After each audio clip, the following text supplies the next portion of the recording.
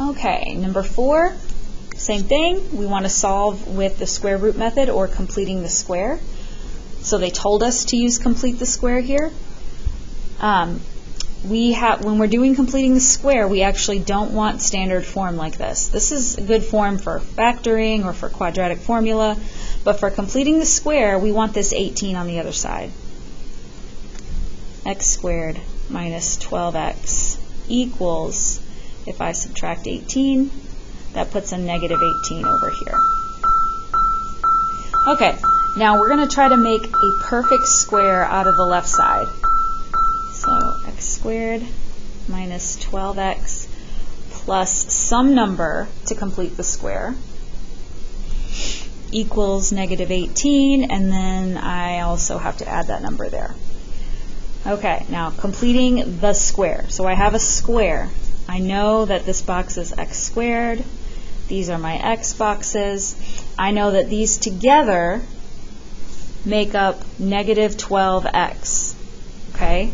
And I also know that if this is a square, that they have to be the exact same number. So just divide this by 2 and you get negative 6. So that's a negative 6, and that's a negative 6. So the side of my square, x minus 6, the top of my square, x minus 6. Now I can fill in the number that completes the square. What number goes there? Negative 6 times negative 6, which is positive 36. So 36 is the number that completes the square. It's the number I add to both sides.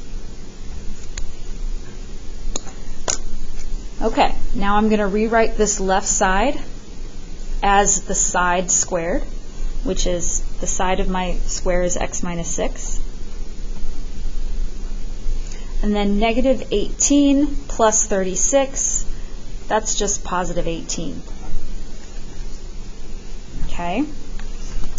Now we want to simplify, square root both sides. Okay, this is a positive 18 that I'm square rooting, so I will not have I in my answer. I only have I if it's a negative under the square root. Okay, so I can come over here and simplify the square root of 18. That's 2 times 9. And 9 is 3 times 3. Okay, I look for pairs. I have a pair of 3's. So a 3 gets to come in front of the square root, and stuck under the square root is that 2.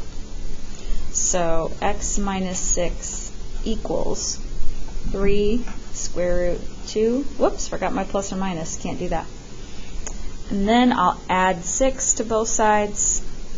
So my solution will be 6 plus or minus 3 square roots of 2. All right, and that's all that.